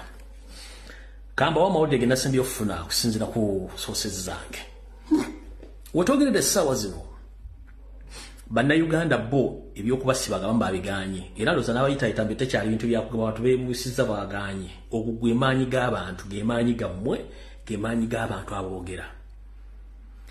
Tewali muntu ku nsi asinga kutya kumwogerako ng'abantu bano wammanga. Omunyarwanda n'omulogo batyo okuboogerako okuba expo nkiddamu mu nsi yonna nedda ku lukalu lwa Africa omuntu atyo omwogerako abantu batyo boba ye munyarwanda n'omulogo. Bwe twavudde ntukuba ekibooziboozi kya vaccine kino we twogerera essaawa zino mu saturation seemwayi yo nga yo obutwa bwe yabadde esigazizaayo yabadde esigazizza emitwalo 79 nga bakiyita yellow fever yasigazizza obucupa emitwalo 79. Jukira ku seemwe wali factory y'obutwa kati gye baagizza wasigadde walisigadde dose emitwalo 79 naye nga mu saturation okusinziira ku information gye bafuna balemeseddwa almost million 2.5 eza dosage zibalemeredde. Kitegeeza ntukubye wansi million 3 ez'abantu zibadde bagenda okutta.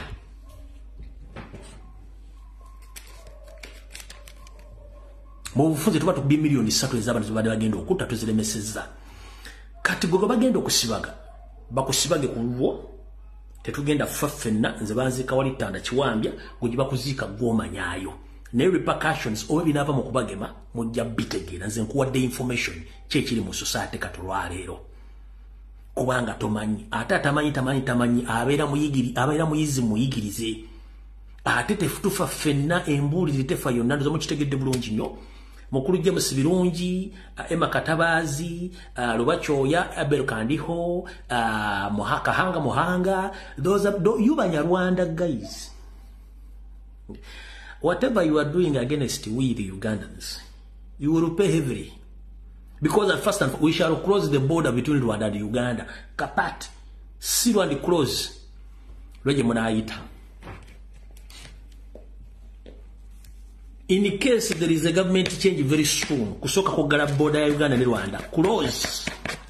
Abatafulumye with the first hours, nga mujigala. It's easy we can identify you. Mujja tuwulira. Kye mwokola naffe kye tujja obbakola. Kamateeka agaliwo ge gagenda obbakolako.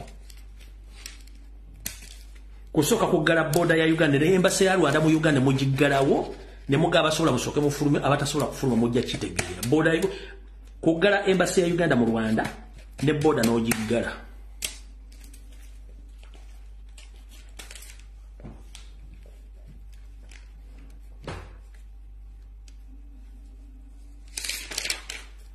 Mujja kitegeera. Kati naawe ovuddewo. Njala mu mpitire omukulu wano gwe bayita Bebe Shit oba gwe bayita Moses Salidan bidantani wa bidandi sali bebe kululu waje baliko ssebo. Kansulentu oli bulungi. Ennaku zino ompiro olina obusungu bungi nnyo ovira ddala kugumba naye obusungu buno bannansi bamanyi gye buva. Bannansi bamanyi obusungu gye buva. Kati kansuke mpulira eggwanga. Munnange omukulu oyo ekisookera ddala nakugamba weesojja bannayuganda bajja kujja information otye ng'ensi temanyi. Kati kanku exposing olwali ensi etegeera ekisookera ddala. Omukulu ono bonna babulidde ku Sunday benakoze vire bagamba nti alina ebimutawaanya ye ng'omuntu naye mulina kye mutamanyi kikino wano wampanga. Mutabani we omukulu gwe bayita Alani Hendrik Sali. Munna eggwanga lya Canada lyamumma visa omwaka oguwedde. Kati obusungu buviira ddala ku kasomyo. Obusungu buviira ddala ku kasomyo era omwana ono kikyamuviirako n'okunywa drugs n'ayika Windows. Obusungu buviira ddala ku kasomyo naye atayagala bazungu. Kati obusungu yalooza mu Kyagulanyi yamulemesa Kyagulanyi yalemesa omwana okufuna visa oba nopo yalemesa okufuna visa. Obusungu buvi mutabani oyo Alan Hendricks ali bamumma visa ya Canada. Guy nawulira obusungu buviira ddala eri wansi ku kinyuzi. Kati yalooza Kyagulanyi akola ki? Yamumisa visa. Kati manyi nze nkuwa information gwe ngikulekerawo ne weenoonyerezaako. Yagezaako nnyo okutwala omwana we Arsenal mu recruiting e Bungereza naye era ne bigaana. Kuba omwana alimu endali mwana ali katosobola kusamba Premier League buli mwendali. Bwotuuka mu ggolo nabe emipiira esatu ng'ani akuwa omupiira. Bwotuuka Arsenal ewandika owendali watuuka mu mpira kati nga baguli olwo mu tekikatono kuba ggoolo esembayo ng'otula mu ggolo ng'otandika endali omuwenda bangu mu Premier League walabe babwendali nga waliwo omulema mu Premier League. Famira mwerimu ebizibu agikulimira. Kati birebiga byengenda okugamba si byange bya musasi. Nkiddamu ebiga byengenda okugamba si byange bya musasi. Era ensi njagala ebiwulire bulungi nnyo. Naawe ali ojja binoonyere bino bya musasi si byange. Wulira bulungi nnyo. Ebituufu ku Bebe Kkulu bino bya musasi. Ekisookera ddala kitaawe gwe bayita kitaawe wa Bebe Kkulu. Wulira bulungi nnyo kitaawe wa Bebe Kkulu mumanyi bamuyita Bidandi Sali. Yayagala nnazaala wa muwala we. Bya musasi gwe watinkudde. Kitaawo Bidandi Sali yayagala nnazaala wa muwala we atya. Bidandi Sali alina abaana n'ababaganda baabwe n'abamuganda we. Kati waliwo omuganda gwe bayita Ibula Sali. Mutabani wa Bidandi gwe bayita Ibula Sali. Ng'ona wadde awangalira bitundu by'e Masaka. Kati Ibula Sali mukazi we nkiddamu Ibula Sali mukazi we naye maama wa mukyala Ibula Sali muganda Bebe Kkulu. Taata Bebe Kkulu yamuwujja ekiwojjolo n'amweganzikako. Muwulira bulungi nnyo kambasomera omusasi nga bwe yampadde information eno eyeekolera kansule kuno kuwolinawo onoonyereze. Gano ga musasi. Kitaawe Bebe Kkulu yayagala nazaala wa mukazi wa Ibula Sali muto oba muganda wa Bebe Kulu oyo abeera mama wa mukazi woono era ng'omukyalo oyo looya mu Masaka mpulira bulungi era waliwo muganda Bebe Kulu mulago bayita Sally Moses ng'ono ali mukono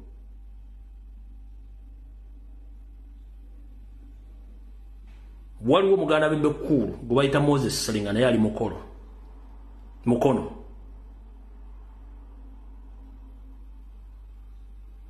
nga naye yawasa ate omukazi gwe bayita Nassali muganda Bebe Kulu nga wangalya mukono bamuyita Moses Sali mukazi we gwalina bamuyita Nassali Moses ono Sali mukozi oba mwoki wa Holding naye amaze n'omukazi emyaka 20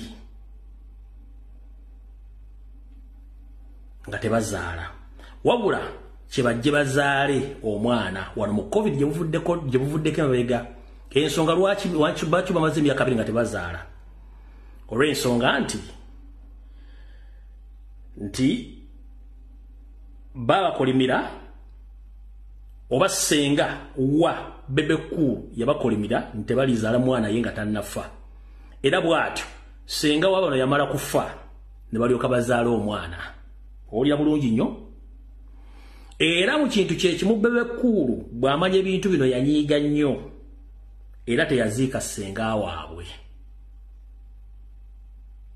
naye ng'ate senga waabwe ono yabeeranga nnyo ku bivulu bya Bebe Kulu nga yasinga okumulogera ebivulu bino bikwate naye teyamuziika era kigambibwa mukulu ono sente wabatadde sente mu nsawo okuvaayo olina kumala kumwokyako kabiriti sente zikole ki ziveeyo era omusasi nayogera mu maaso n'agamba taata wa Bebe ekiwaatule wali si wawe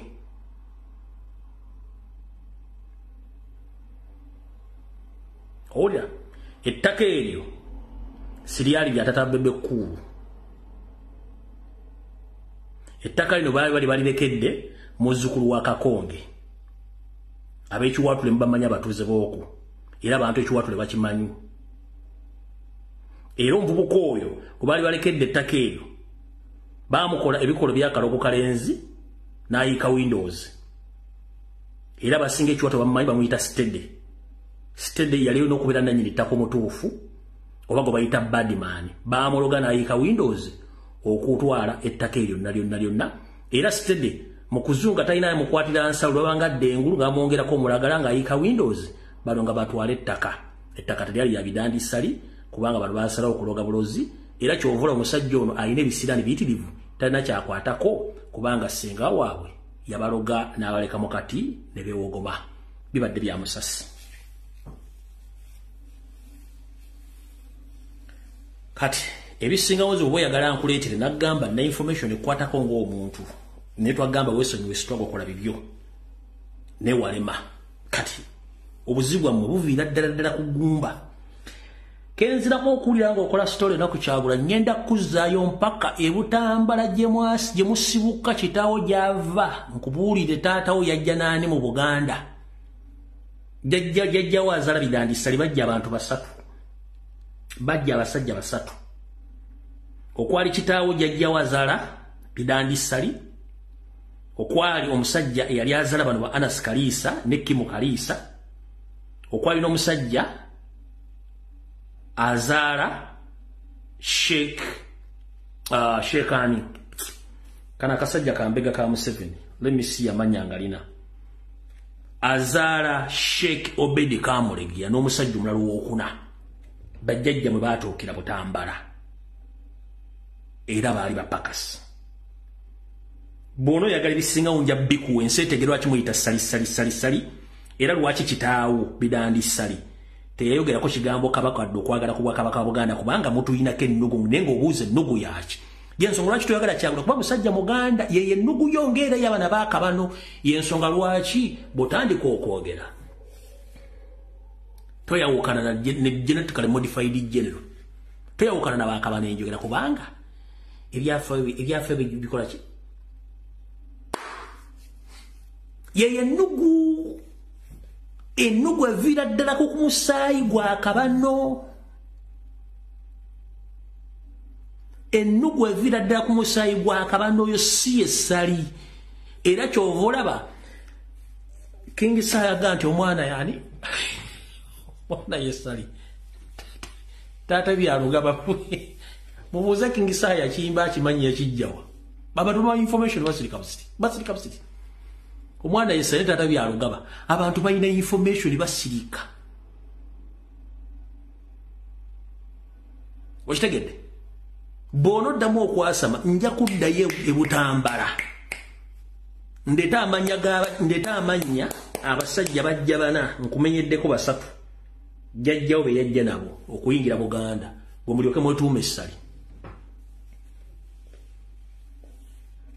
kati ennugu gy'oyogeza n'ebisiraani by'olina kubanga okimanyi naawe okimanyi toli Muganda akwata mu netiwaka mwoleke mukitegedde bulungi kati abatamanyi kansooka embalabule mwenna bw'omanyi nti oli Muisiramu mu Uganda ng'oyagala enkyukakyuka omusajja gwe bayita Sheikh Obedi Kamulege yamwesonyiwe musajja Munyarwanda era mbega wa Museveni 007 eyo firimu ya James Bond ono Obedi Kamulege bw'omanyi nti odiringa naye ng'oli Musiraamu buli kyokola kimanye nti n'Abasiraamu bonna abasinga obungi bafudde ono yabadde abawaayo Sheikh Obedi Kamulege kubanga naye wakabano oyo Obedi Kamulege wakabano bano bemanyi yeita Kamulege ne wakabano ku family member jjo kuwakana na buli kimu nja kujira history mukulete mukubire ku meza mbagaye bajja basajja bajja bagoba luma mpaka Butambala gebafuna obuddamu ne batandika ensi yeye ennugu n'ebiralisali gyalina kuki ku Bwakabaka wa Buganda njagala noleta video nga biralisali wera ku Bwakabaka wa Buganda tubabuzibwa buki zamutegedde otinkula entalo ng'osula mu nnyumba ya madinisa agandabirwamu tojja bajira ebyafaayo ntubekube ku mmeeza kati omwana w'omuva visa ne kikuluma nnyo biki nakyo kikuleetedde obuzibu naye tofaayo ojja kuba bulungi kubanga ffe ebintu tuba nabyo wano mu information n'abasasi tubalina n'abasasi tubalina fe tujja balaga information mugitegera abatamanyi ono Alan Henry Kisaliyo ono yayiika Windows ng'ekizibu kyava ku mu mavisa no zanadda ku biragalagala nazo music ng'agaanyi yoyo mutabani we mukitegedde bulungi nnyo kati ndowooza abasuubuzi buli kimu kibagambye ankebereko eno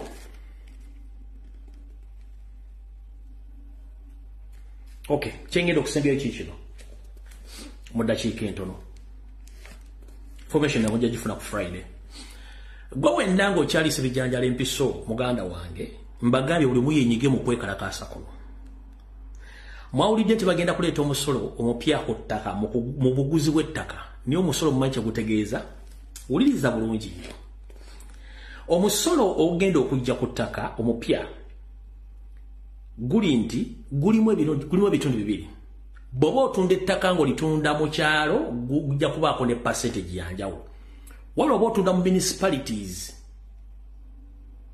mu bitundu ng'ebyo ebibuga oba tawuni nayo percentage eba ndala naye nga jje ne bagenda kugamba nti okukola transfer y'ettaka yonna ng'okola transfer buli eka y'ettaka gy'ogenda okuba ng'okolako transfer bagenda kuba kukyajinga 18%.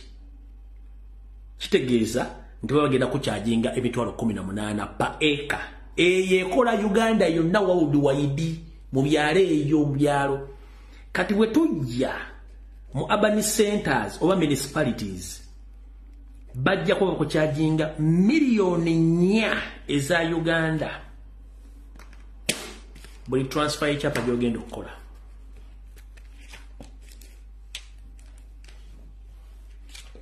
Gendo kibuuze kali mulandizi oba omuntu inakola mulandizi ajja kukubuulira.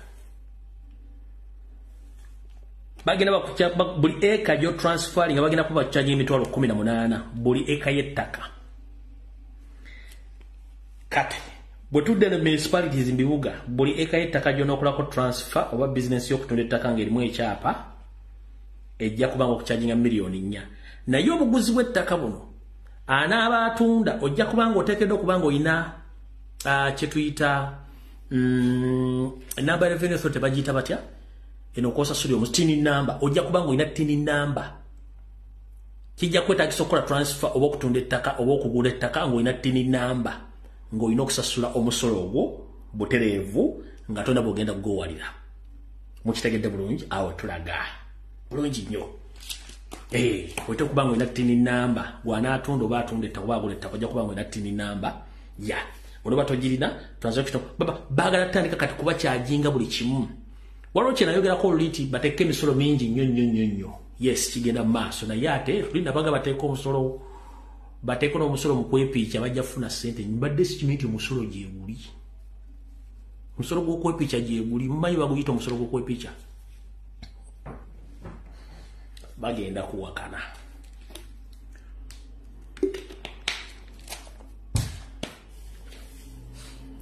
munnange buli munanyini yenna ayina ekisulo ekisuza abantu kyetuyita lodge hotel buli muntu yenna ayingira mu hoteri bwati bwe papa sente zasasula kuliko omusolo ogw'oyo omuntu ayingidde mu lodge on daily basis oba mu lodge oba mu hoteri buli ayingira mu hoteri eyo revenue erina omusolo gwemujjako genda obuuza alina hoteri oba alina lodge ajja gukubuulira baga nti hoteri yaffe eno nti okusula nti emitwalo 25 nenge badde ya mitwalo 25 gya gavumenti genda obuuza alina ebisulo wonna municipalities zonna mu Uganda ogwo musolo tebasobola gukubulira nti gyeguli namaze kukola search nefuna abantu bange ne bannyonnyola banga nti ogwo musolo gwayogerako gwepirwa oba tasobola kutanzi gwa kwepiica no ne buli muntu gwa muntu ogusula mu lodge oba mu hoteri guliko omusolo mukitegedde bulungi nnyo ensonga lwaki lodge kati zino z'omukatanzira kati zagenze ku mutwalo oba ku mitwalo 2 bajja kati lwaki bamujjako 13 naye kyemba mmanya nti bannanyini ebintu bino basinga obungi ate ne bo kati atali bo bebasasula sente empitirivu ekisira kigenda tuuka nga nowa tax buli musaabaze gw'oteekamu sente zaakuwa sente kujja kubako omusolo n'ababoda kigenda kujja buli bizinensi kina kigenda kujja nga buli transaction yona gyokola ku sente oba otunzi oba service yona ote kubanga olina omusolo gw'olina okusasulako kigenda kujja very soon, very very soon. That is Uganda for you. Nambalirwa akugambye nti ensonga lwaki lodge zirinnya.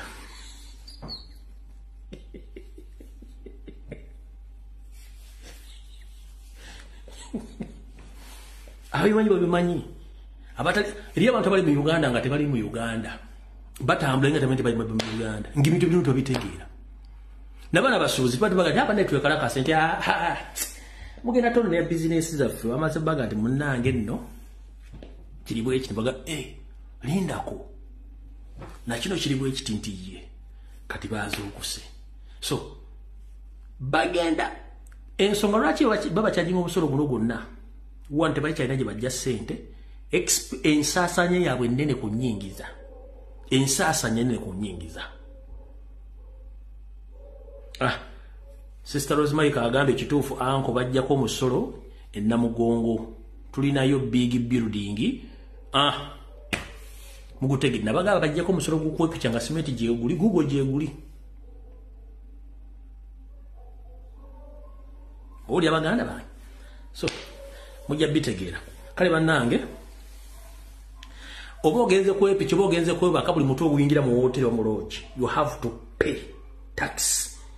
Gwe nanyini kuyingira tomanya naye ono wa hoteri yamanyi nti kati bebange badde ya 10 agenda kukyajinga 15 5 giri gye gya revenue authority gwe tojja kimanya era tebagenda tugwa nti kuliko omusolo bwe badde yeetaano kusula jaga nti ya 7 egyebiri gya Uganda Revenue gwe tebajja kiga nti guno omusolo no ekyo tuyita indirect tax omusolo guli munda gw'otasobola kumanya nga ye nannyini bizinesi yalina okusasula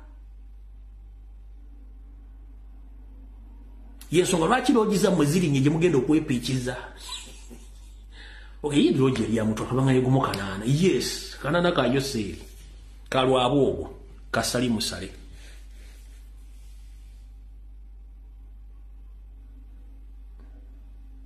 Mulunda William agambye nekugala mpita kweguli nekugala mpanga buguno mulundu bisibi yange mulunda William bagende nekugala mpita kweguli tusinkane ku Lwokutaano mukama bakumbire video wedde mugende mirembe